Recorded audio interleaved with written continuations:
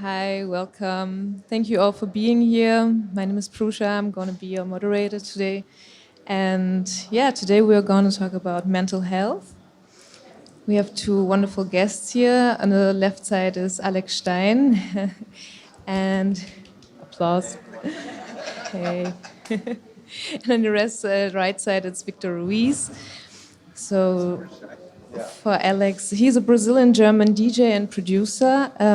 He's making music for about a decade now, and has become one of underground's most techno scene's biggest names. And on the right side is Victor Ruiz. He's a Brazilian DJ and producer who's currently based in Europe, and he has a constant presence on world stages since 2013. And he's widely regarded for his mesmerizing DJ sets. Thank you very much. Thank you. Well, hello everybody. Welcome to our panel. We're doing this panel about mental health. Me and Alex decided to do this when Mika invited us.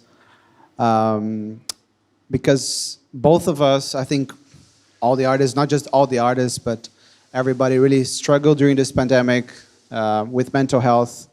And it's something that before I feel that was not addressed enough.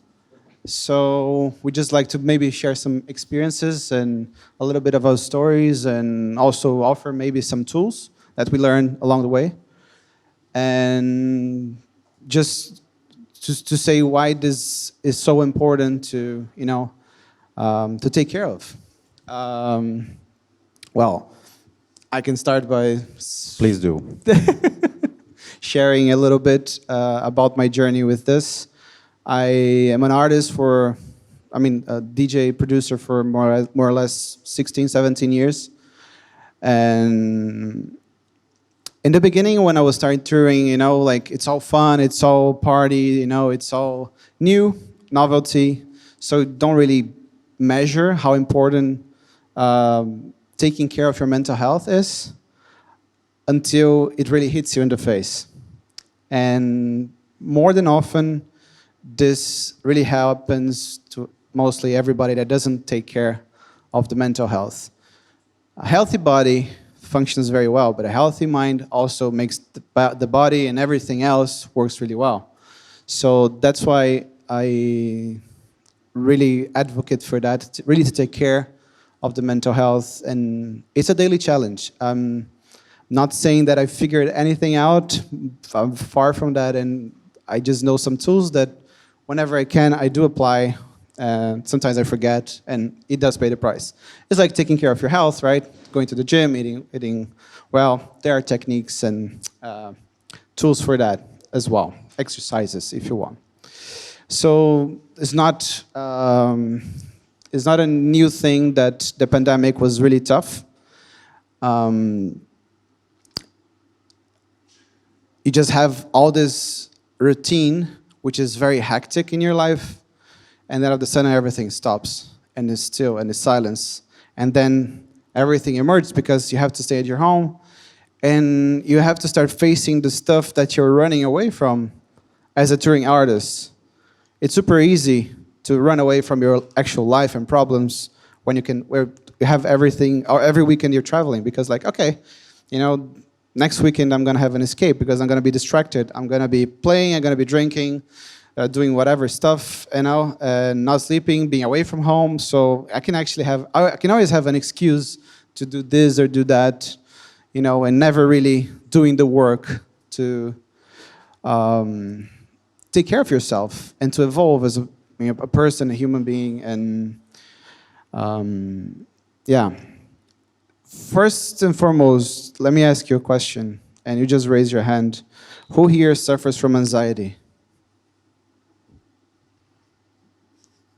Okay, that's pretty much. Who didn't give it up? Congratulations. It's very good. I'm very happy for you. Anxiety is something that we all have. Sometimes we don't address it right. Sometimes we do. Sometimes it's very severe. It can take it to another level. That takes a toll in your body, or takes a toll in your personal life, relationships, and so forth.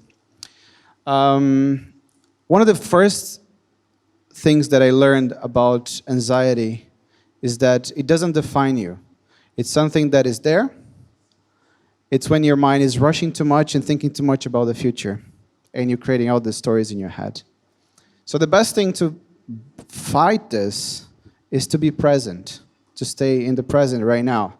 Like we're doing right here. We're doing this. So we're all in this room, having this talk, and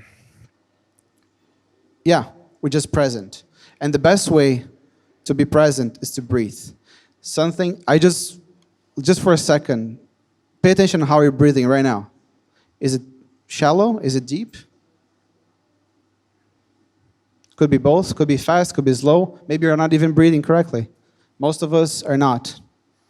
So probably the biggest thing, one of the main things that I learned about that was to breathe. And it's the most difficult thing because generally is one of the things that not triggers, but is what perpetuates the anxiety. So I would really ask all of us to just take 2 deep breaths. Just right now. It's super easy. You can do it.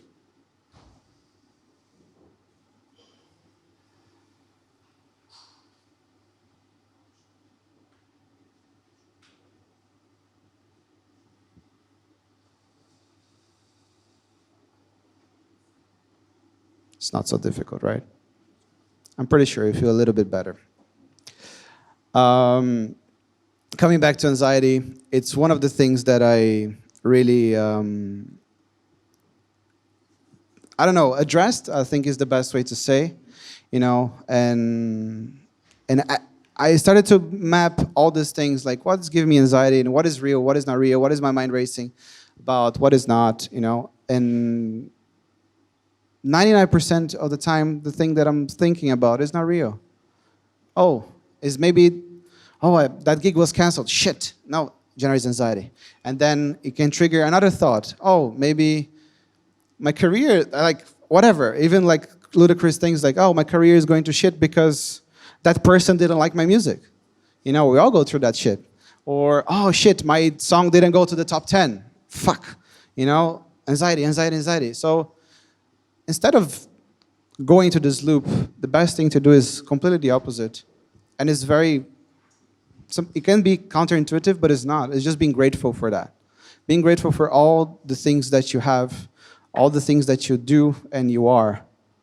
For instance, I'm very grateful that I'm here today with you guys.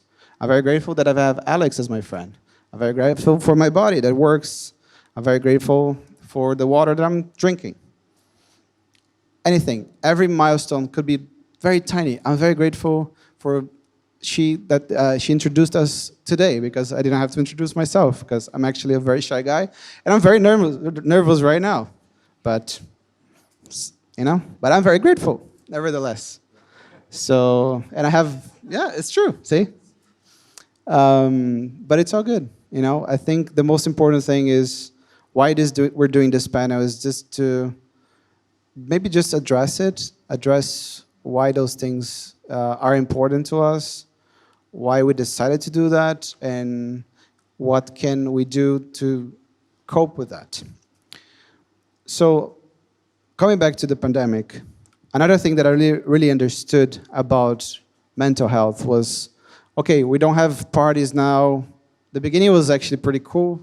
Oh, we're on vacation for 2 months. Yay, okay, we can actually, whatever, watch Netflix nonstop for a week. I can eat whatever I want. I don't have to shower today. Whatever. It was something cool for a while, and then you realize that it's not so cool because things start to arise. Feelings, emotions, thoughts, and there's nowhere to go, and you have to deal with that. And that triggers some stuff, a lot of stuff. And at least my experience, the first thing I started to do was to cope with that in an unhealthy way. In the pandemic, I gained 20 kilos at least because I was just eating shit and drinking at least a bottle of wine every day. I wasn't feeling good. I was just coping with it.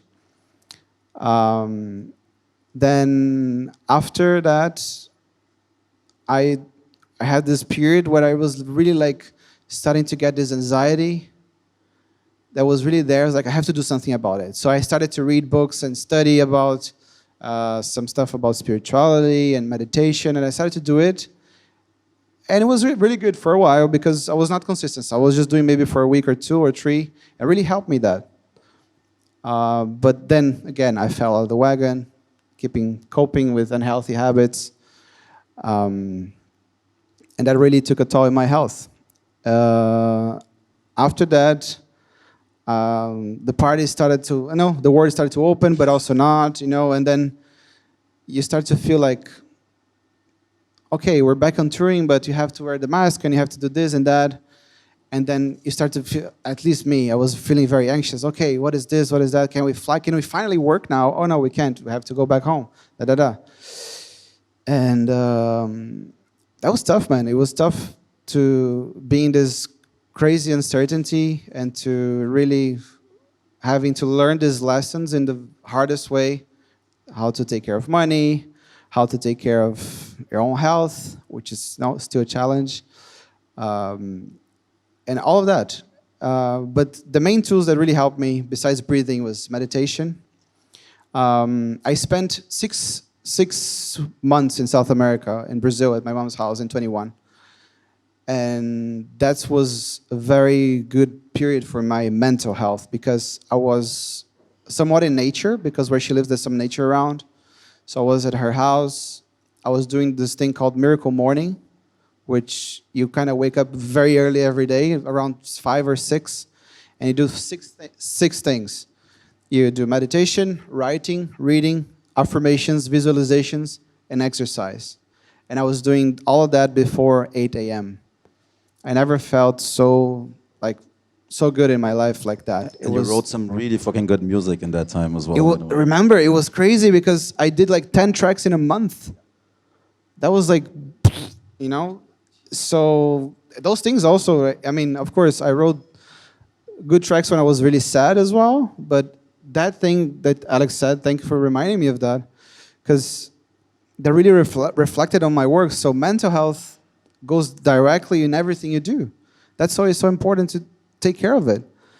Of course, then the world opened again eventually, and we're back on touring, and still a challenge. But now I think being more conscious about everything, trying to take these tools on the road.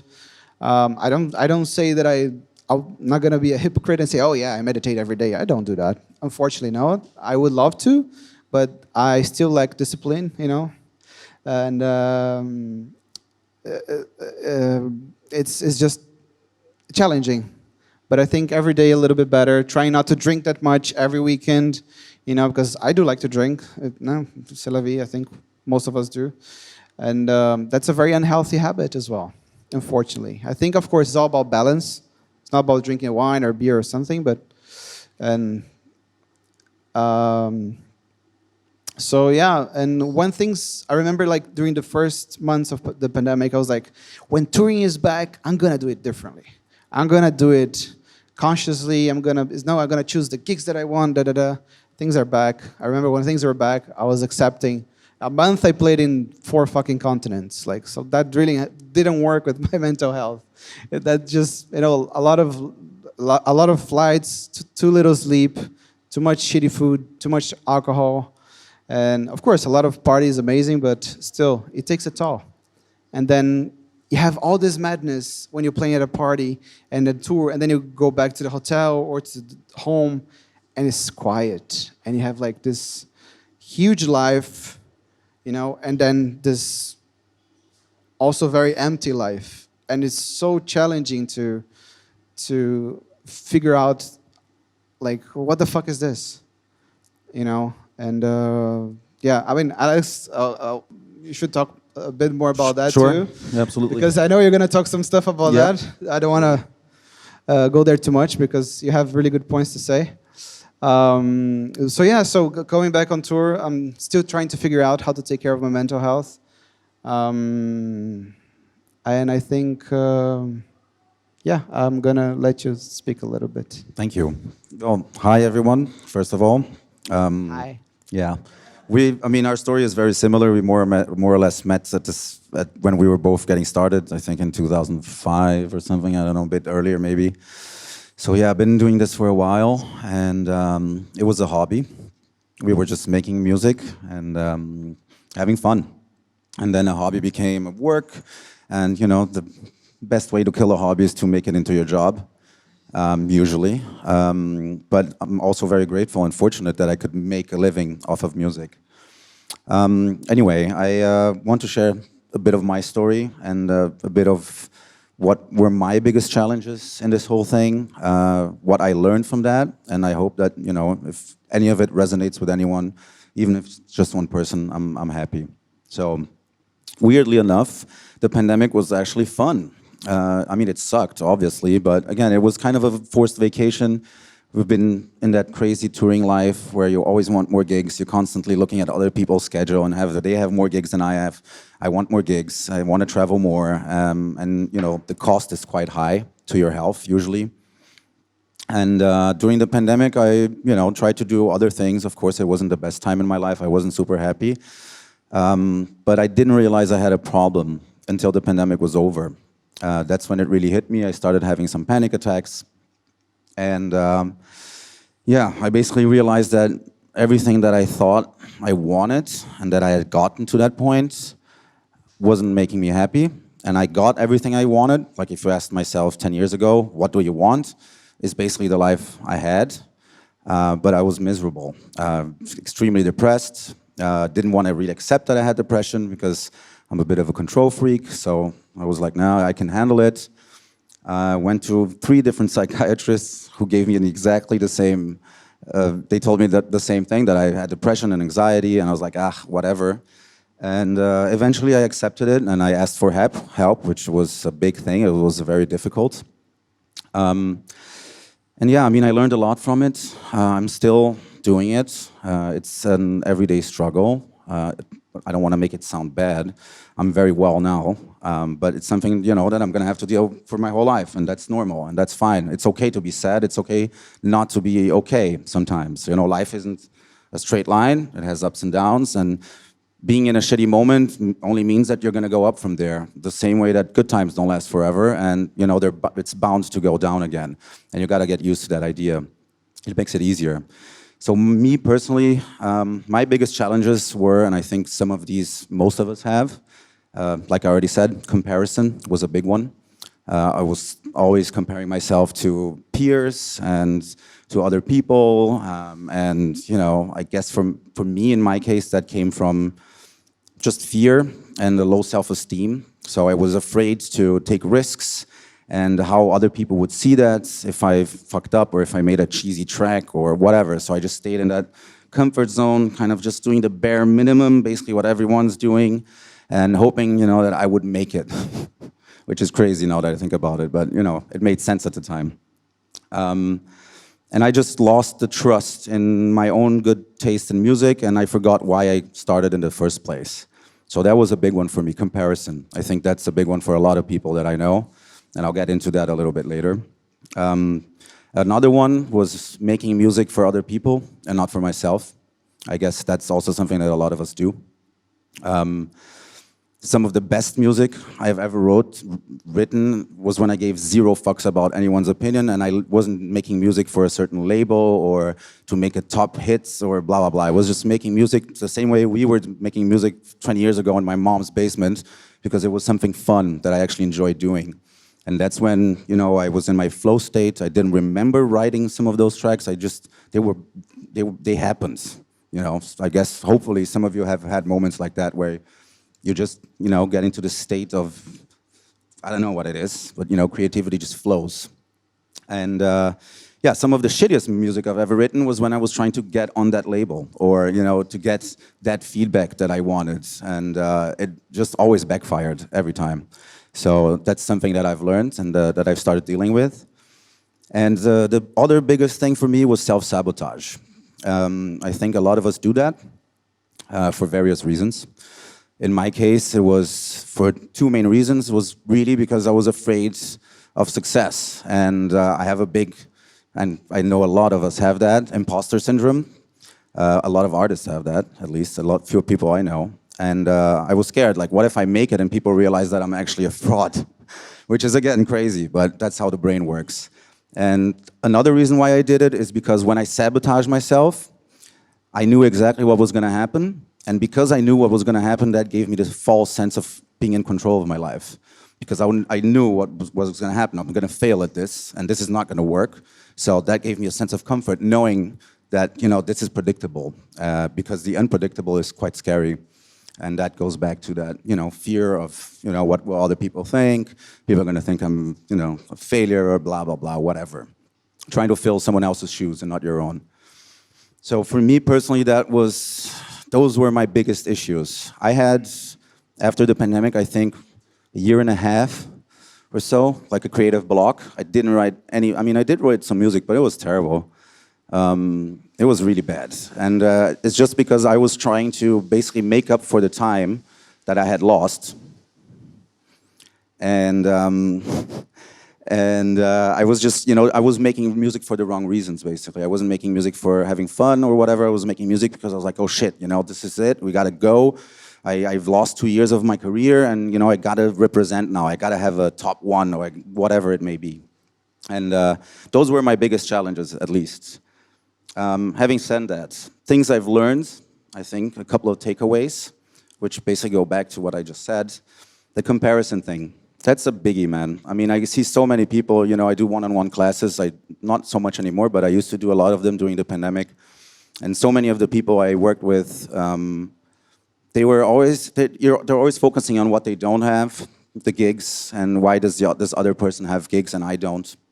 But the truth is, you never know. Someone, you know, if you know, you started with a friend and maybe this person, for whatever reason, or maybe he's not even a friend, if you just compare yourself to someone in the scene and you have the feeling that this person made it so far ahead of you, you don't really know what they're going through. You know, they may be blessed in that way, but in reality, they have a super fucked up life. You know, maybe they have parents who neglected them and they are fucked up in the heads, but they have success, but that's the only thing they have. You know, maybe they don't have a good relationship, or they're in a toxic relationship, or I don't know, maybe they have a drinking problem or drugs problem or whatever. So this comparison thing doesn't work. I mean, the only person you can compare yourself to is you 12 months in the past, basically. You know, if you made progress, great, keep going. If you didn't make progress, find out why. What is keeping you from making progress? Work on that. And again, it's what he said, do the work. Because the only way to really, in my opinion, find this fulfillment is through the work. It's not about the end goals. Oh, when I play at Awakenings, I'm going to be happy. Sure, that's going to be cool. But what happens after that? You know, no wonder that so many huge artists in our scene are depressed as fuck, or some of them even taking their own lives, which is insane, because they were always the big guys. You know, the guys who basically, looking from the outside, have everything. It's because they always focus on these things, and once they achieved all of that, their life was empty, and there's nothing else left. And where do you go from there, basically? And you want to find that out, you know, after 20, 30 years, 40 years in a career. So yeah, the comparison thing, don't do it. It's a cold mistress in that sense. You know, that... it's stupid, it's right? stupid, Let's say honestly. It's fucking stupid. Because the thing is, you know, that party you want to play at, the feedback from person XYZ, you know, the Beatport top one, that's not really going to fulfill you a long time. You're going to be happy for sure. I mean, I was talking to him about this. You know, I never had a top one on Beatport. I'm sure it feels nice. He did have one. It feels nice, no? Yeah. Yeah. Ask him if he's happier now because of it. No. Yeah. There you No, go. it didn't solve my problems. Exactly. It didn't solve anything. So yeah, of course it felt Still good. fucked up in the head. Exactly. But it's in the end, it's just a confirmation that you've been doing the work, you did something right there. Use that information and to propel yourself forwards. You know, but don't wait until that happens for you to actually be happy, because it's not going to happen. It's going to actually have the opposite effect, and it just gets worse, honestly, from there on. Another thing that I realized is that, you know, we are not our jobs. I think that a lot of us identify too much with what we do. You know, you all know me as Alex Stein, but I'm not Alex Stein. I'm actually Alex Steiner Tavares. I'm a person, and Alex Stein is a project I created 13 years ago, I guess, something.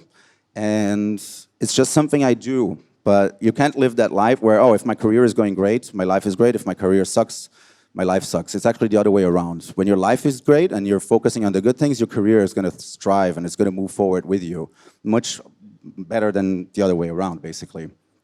And I mean, I made that mistake.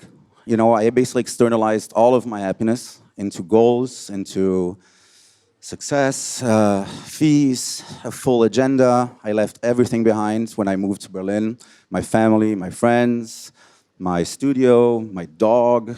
And it was hard. And for a while, I thought it was justified because I really thought, fuck, once I make it, everything is going to make sense.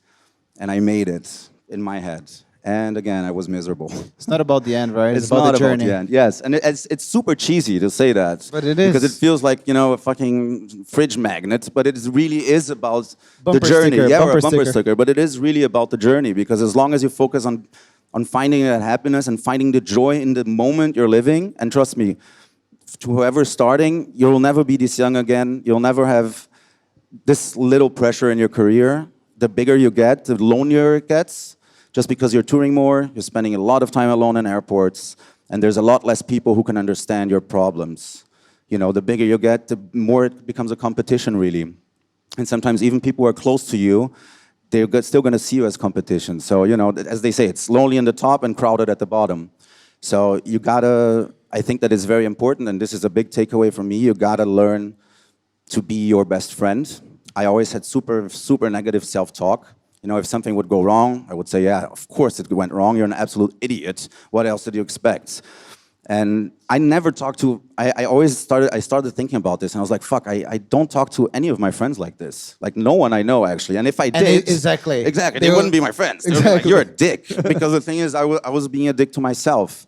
And this is one thing that I realized where I was like, wow, this is huge. And it sounds crazy, but I literally started practicing talking to myself in the third person as if I was sitting here and I imagine in this situation, what would I tell him, who's one, you know, my buddy for I don't know how long time, instead of what I would tell myself. Because if I just speak to myself, I'm going to be a negative person and I'm just going to bring myself further down. If I speak to him, it doesn't matter if you made the same mistake 10 times. I'm not going to be like, dude, you're an idiot. Of course this was going to happen. No, it's going to be, look, let's be honest. You've been in this situation before. You know what it takes to get out of it, but it's fine. You know, you're learning. We all have our timing. Some people need to go through certain experiences to get to the point where they decide to change.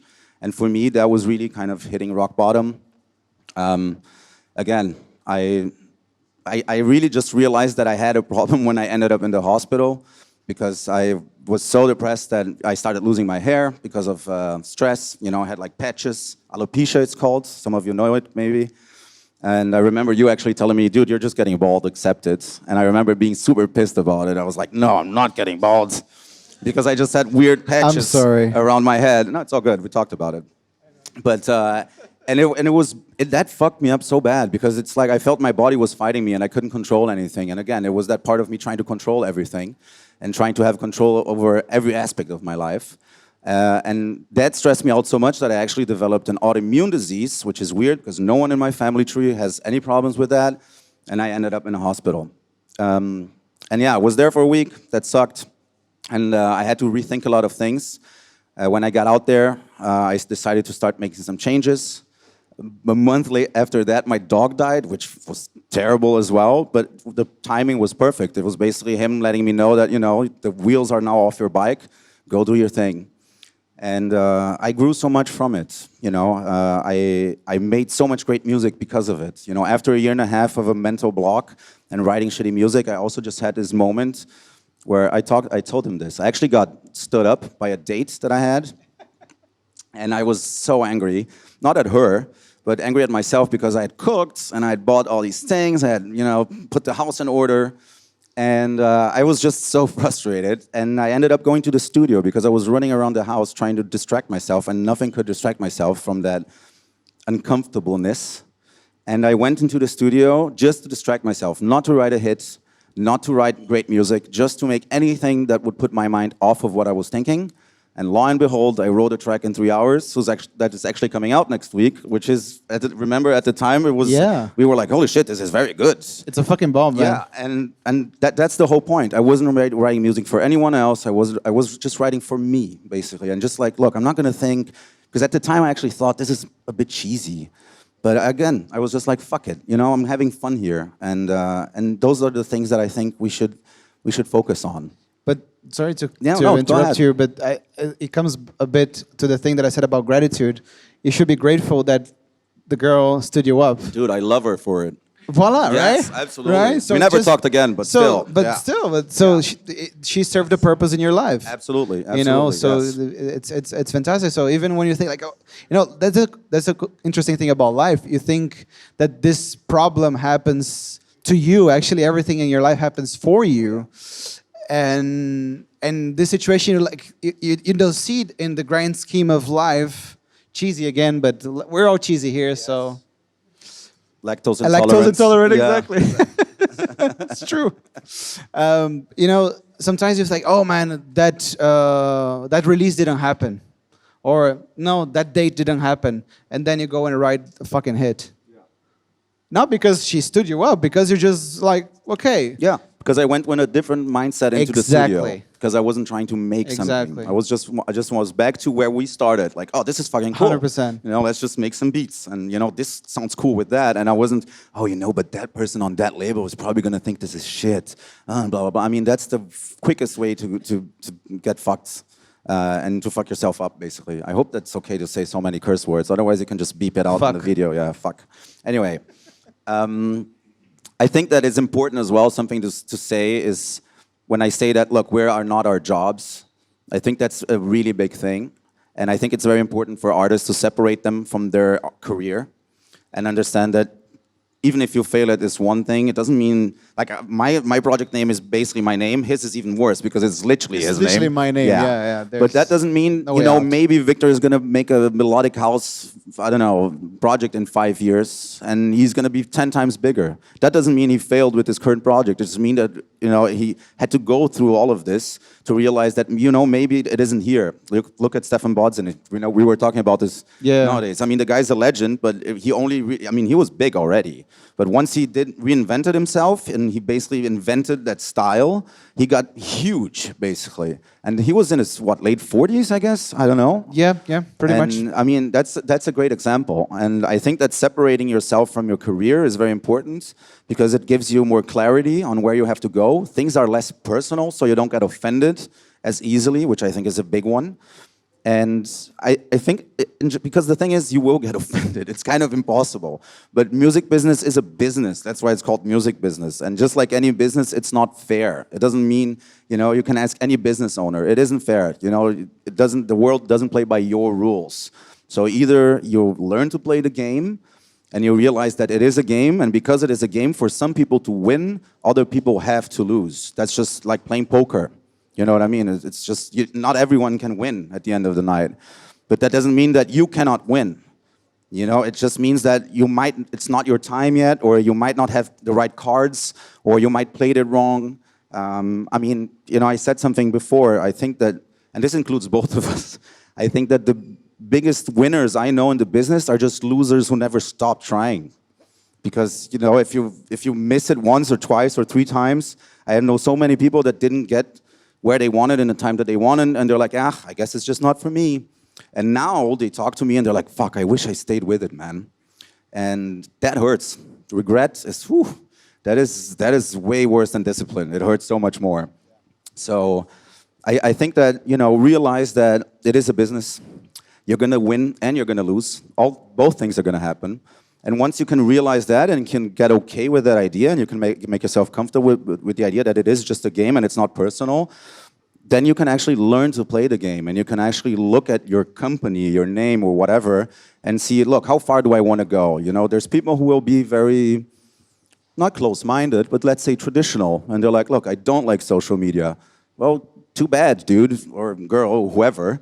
It's just the way things are. You can be on Facebook and be someone who's ranting and victimizing and being like, oh, it's social media's fault, or it's this person's fault. It's like, Yeah, No, surprise, it's your fault. Yeah, exactly. And even Right? if you feel like it isn't, it's like learn to play the game, learn to work with what you have, see how far you can go and without selling yourself out so you don't feel like you're, what's the word I'm looking for? Going against your own values, basically. But, understand that you got to learn how to play the game, basically. And it's all just, it's not, I'm telling this to all of you, but really I'm telling this to myself because this is something that I think about a lot and that I try to remind myself of all the time because I do, and he knows, I do get personal sometimes. And I think we all do, man. yeah, when I don't get the answer to that email or the label person doesn't answer, and again, And most, I think, is never personal. That's the craziest shit. they don't give a shit. They don't really. give a Yeah. fuck. They're just like, no, They I don't don't give a like fuck. it. Yeah. And we do give a fuck a lot. Yes. So that's why we really suffer from that. Yes, yeah, and It's not personal. And also, from my standpoint, I mean, I know, there's so many other artists that are so much bigger and whatnot, but the truth is, to everyone starting out, it doesn't get any easier. I still get no answers from labels. It still happens. Likewise. I'm still afraid before a release. I mean, everything is the same. It actually gets worse, to be honest, because There's you're more pressure, right? Yeah, there's more pressure. The bigger labels have bigger egos and whatnot, and there's bigger competitions, and you're competing on a bigger level with, higher level artists, basically.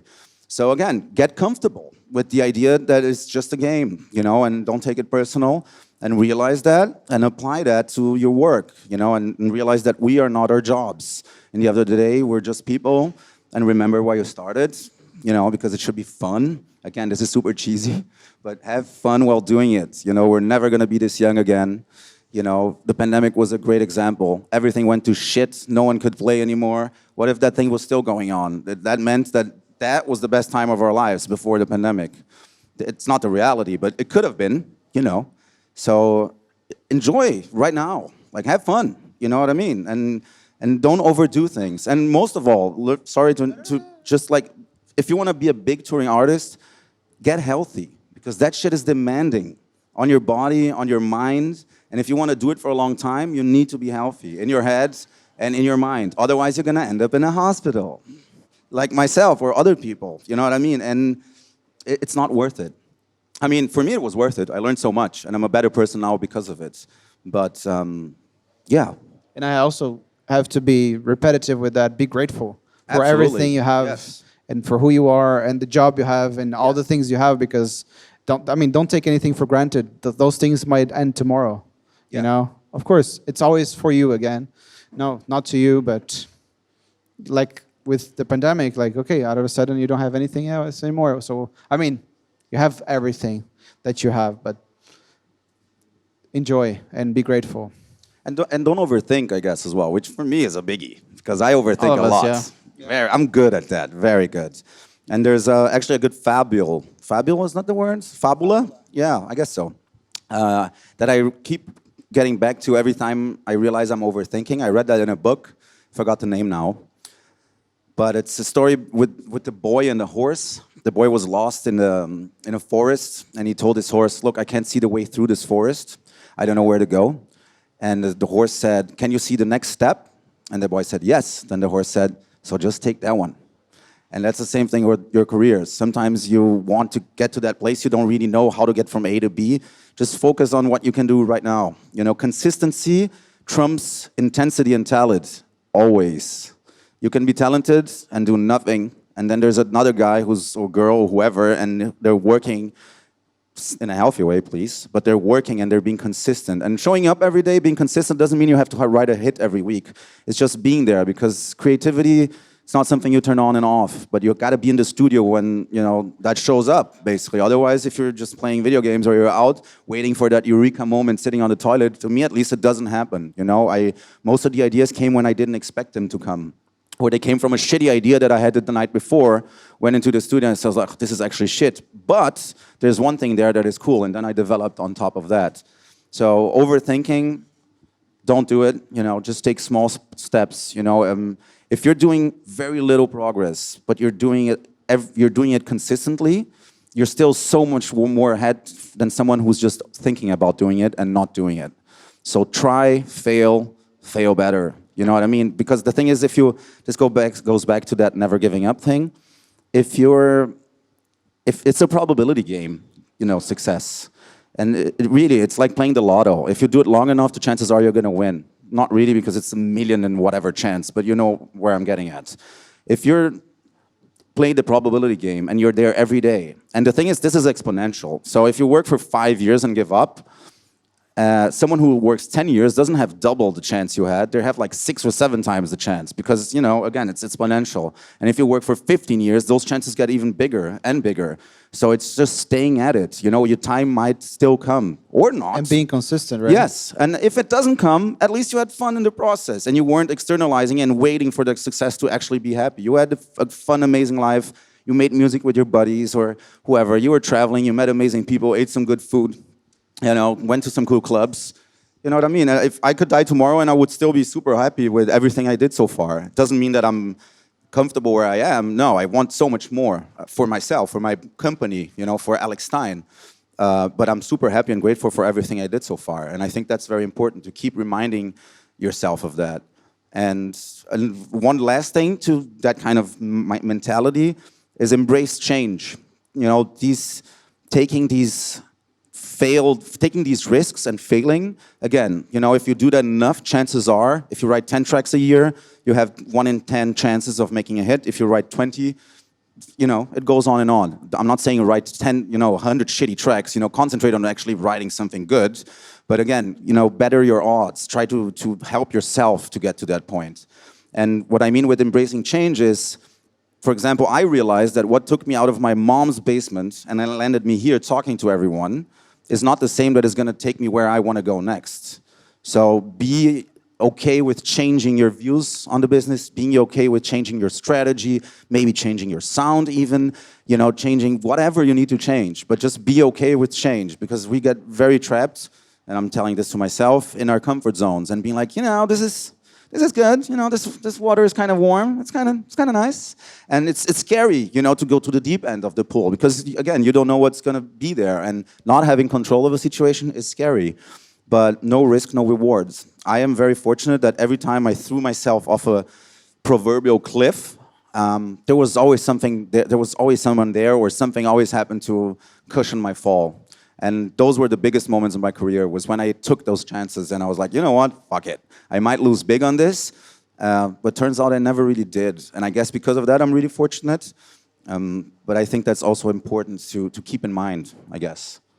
Absolutely. Yeah. Amen. Amen. Yeah. Thank you. And one thing, last thing before we open to the Yeah, questions, I just want to say that I'm very proud of you. Thank you, sir. I appreciate it. Likewise. We've come a long way, dude. We did, right? Yeah, we did. Long it's way just from the beginning, from right? my mom's basement. Yeah, it is. It's Good times. It's good times for sure. So yeah, I guess let's maybe take questions. Yes. Do we Yeah. have time? Do we have time still? What time is We it? have time, Yeah, we yes. do have some like 15, 20 minutes. Yeah. So anyone, you have any questions or anything you want to ask? Sir, the good-looking sir here in the front row. Hello. If you guys could go back in time and tell yourselves your younger Alex and Victor one sentence, what would it be? Fuck, that's a difficult one. I would say two things. I would say two things, but I have to choose just one. You can take two. Okay, first one, save money. Oh yeah, yeah, And the second one, have fun. yeah, Don't forget to have fun. yeah. I think that would be the same for me as well. Have fun, and I mean, it's gonna be fine. eat your right? veggies. Yeah, yeah. Yeah. No, but really, in all seriousness, have fun. I would just tell my younger self to not wait, you know, to have fun and to be happy. It's just, you know, again, I would say like, dude, you're never going to be this young and have this little pressure and, you know, be this free to do whatever you want. Like the more you're starting, the more freedom you have. You can do whatever the fuck you want, man. You can mix, you know, funk with, I don't know, who cares?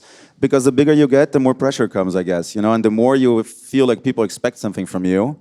So, yeah, I guess I would just say, have fun. Yeah. Someone else? So what do you suggest? Oh, yeah, that's great. So what do you suggest to artists who are in between styles? So for example, let's say you're not hard enough for like hard techno or whatever, but you're also not soft enough for Afterlife, for example. Story of my life. You know, we're so- right there. We're right yeah, there. of course. You know, so what If do you you discover, suggest? tell us, please. Exactly. We're Let trying me to know. figure this out. I don't know. You want to take this one or? We can both take this, man. Yeah. I mean, I have no idea. Honestly, I think the best thing is more or less in the avenue that Alex was saying. I think just be yourself. You know, just trust yourself, trust your music, trust the things that you love. Of course, embrace change and understand. I mean, of course, there's two ways of an artist: is either the artistic part, the creative, etc., and the business. You know, the idea is to just put them both together. But just don't forget who you are and why you're doing this, and you're gonna definitely find a sound. Maybe you create a new trend. You never know. Yeah, I guess that is the thing, right? I mean, when you're making music for other people because you want to fit in hard techno or in Afterlife, dude, there's 50 people in Afterlife. You know, you want to be another one? You know what I mean? Why don't you just do what you want to do? If you want to do the Afterlife sound and that actually makes you happy, go for it. Good for you. If you want to do drum code or whatever, do what you want to do. Because chances are, if you do something that really speaks to you and you really follow your heart, again, cheesiness alerts, chances are that if you have really good taste in music, you're going to come up with something new. You know, look at, again, some of the artists I've mentioned, Bodzin being an example. You know, he was one of the first people with that kind of sound at the time. But, you know, I would guess that if you asked him back then if he knew what he was doing, he would probably say no. He was probably just sitting in the studio, maybe And I'm having wrong, fun, and having fun. and, Yeah. you know, messing with his sub 37. And then, you know, he did this and that, and I was like, oh, this is pretty cool. Now a kick can come in. And all of a sudden it became this huge thing. Of course, there's a lot of him being a performer, which helps. But I would just say don't try to fit into neither. You know, just do what you do. And that will probably take longer. You can, if you're a good producer, you can make an Afterlife sound. And you'll probably have some success with it, but for how long? That's the question. And what happens if you get really good at hard techno and then in 2 years no one can hear that stuff anymore? Then what? Then you're going to go on to the next thing and the next one after that? Yeah, that's exactly what I'm thinking. You know, Yeah. I don't want to run after the hype. Exactly. So you're on but the I want right to create path. my own stuff. You know? Exactly, because music is cyclical, dude. I've seen techno be cool, uncool, cool, uncool. It just goes like this. There's only so many keys on a keyboard. You know, all the things that could have been written have been written already. So it takes time for people to forget this shit, and then they're like, oh, this is pretty cool, actually. Yeah, it was cool 10 years ago as well. But you know that because it became mainstream, then it's Sure. uncool again. And that's Psytrance is cool again. Yes, Psytrance is cool again. You know, Right? we met at Psytrance parties. We started were doing Psytrance DJs. Yeah. 17 years ago. And I remember him telling me, your techno sounds too much like Psytrance. And I was like, fuck, man. And I spent years trying to get away from that. Ha! Now it's cool again. I should never have left. You know what I mean? So in the end, just do what you want to do. And hopefully, fingers crossed, you'll come up with something, you know, because it will be you. There's only one you. You know what I mean? There's 50 Afterlife people, and they all sound slightly different. Again, but don't try to fit in a box. You know, create. And he said something really crazy. Don't ask for, what was it? The seat thing and the table? Don't beg for a seat on the table. You better have your own table. Yeah. If you can make your own table, you know, stop begging for a seat on other people's tables. And I guess that's the big takeaway. So yeah, just do you. I know that thank you. doesn't maybe help immediately, but really just sit in the studio and have fun with whatever you're making. That's it. That's it. Don't do anything else. Yeah. Just have fun. Yeah, it's just hard about signing labels. If you're in between, so you basically have only one option, which is starting your own. Eventually make your own label, yeah. It is hard, and again, I told you, it doesn't get easier. To sign a lot into of work, label. right? It's a lot of work, yeah. But the thing is, you also don't want to be in a label where you have to compete with so many people. And I feel that labels For a seat on the table. for a seat on the table, and then it basically just becomes this competition of who's the boss's sweetheart or whatever, or who's making the best music at the moment. And in the end, you're always going to be working for them. You know, if that label then goes under and no one wants to hear that music anymore, sorry, dude, you're out of a job. Now, if you create your own thing, then maybe other people will start following you. The same way A Tale of Us made something and they created this whole thing and now everyone's following them. So you're capable of it. You know, we all are. They're not geniuses. You know, they're really good and really smart and have a great marketing team. But, you know, they didn't, you know, it's not rocket science. You know, I mean, it's just good timing. Of course, you know, a lot of programming and thinking the right way, but it's not rocket science. You know, if you work hard, you can get there as well. So that's at least how I see it. Okay, thank you. Anyone else? Nope. Oh, someone there? Hi. Hey, first of all, thank you so much for sharing. I think welcome. that should be appreciated as well, because it's not easy to talk about these topics, which are super personal. Yeah. And I think what you did here was breaking a big taboo for a lot of people. And my question is, like, out of the habits that Victor mentioned a bit more in detail, Alex has not really tackled it. What was like the key habit that really you would recommend to all the people here in the panel? There's so many. I mean, I think the 6 ones that I told you, the miracle morning thing is pretty cool. It's very interesting. It's very tough. Yeah, it's great. To keep the discipline for. I did like for 2 months, and it was amazing. It was amazing. I was just flowing with life. It was just like of course there was not many. It was not so dynamic. I was not touring, so I was at my mom's home in Brazil for like 6 months. With sunshine, so it was not so difficult. That helps. In a pandemic, right? Yeah. It was like, oh my god. But I think one of the things that really helped me. I mean, there's a few things. Meditation for sure. Yeah. It's a big one. It's a massive one. It's not about becoming Zen or Buddhist or whatever. It's not about that. It's about just learning to stay in silence, because we have so many distractions 24/7. The phone, with the aircon sound, with the people talking, with the streets, with the ambulance and whatever. Even the music we make and we play in the parties, that's all distractions. So how can you think for yourself when there's so much noise in your head? That's what meditation does to you. You just close your eyes, you just breathe. And you just sit there in silence. And of course, in the beginning, it's fucking challenging. It's so difficult. I hate it. Yeah, everybody. I mean, I remember like I'm gonna be honest, like I many friends don't like told it. me like, I cannot meditate. I cannot meditate. I was like, try it. Try it. If you try long enough, you can do it. Yeah. And it's not like oh, I'm gonna be like this for 2 hours and I'm gonna find enlightenment. That's bullshit. It's I'm like sorry. going to the gym, I guess. You Yeah, know, you can't go to the exactly. gym It's once and then flexing expect to muscle. be Schwarzenegger or something. I mean, meditation Voila. is basically the same. Yeah. You know, it's once you see I don't like meditating. Let's be honest. To me, it's boring. I have a very active mind, but that is exactly why I should do it. And once I saw the benefits of it, that's where, same thing as with the gym, that's where I was like, okay, I got to do this more. For me personally, answering your question, things that I changed in my routine, I started making things that made me happy. I left all of my hobbies and everything behind when I moved out of Brazil, sold all my guitars, sold my car. I'm a big car guy, like gearhead and whatnot. I love tinkering with shit and whatever.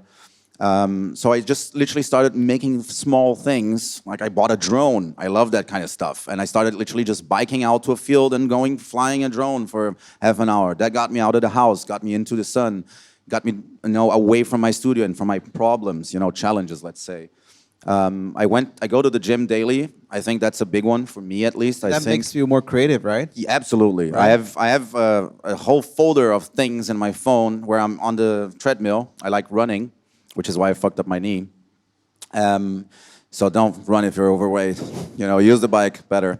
I have a whole folder just with screenshots that I take when I'm listening to someone's set or something, and then I will screenshot the idea, whatever I heard, and then when I get back home, I listen to that. And that's also where I mostly check my mixes, believe it or not. It's on my AirPods, because then I'm not looking at my screen on Logic and basically seeing, oh, that hi-hat is going to come in. No, I'm looking at music the same way everyone is listening to my music, just on headphones, and seeing, does this make sense? Does this come in too early? Does that take too long? Should I make something here? Because when you're looking at the screen, it just makes sense, yeah, of course, that comes there and whatnot, but you're not experiencing the music the same way the crowd is experiencing on the dance floor.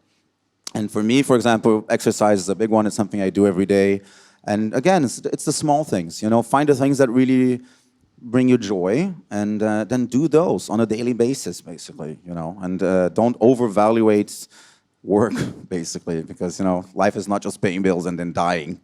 We should have more fun. Yeah, I think another one that I forgot to mention before is just being close to nature. Maybe Oh yeah, the most that's a big one important. as well. Yeah. That's why I moved. I used to live here in Berlin for many years. I just moved to Portugal like 8 months ago. Best decision I've ever made in my life.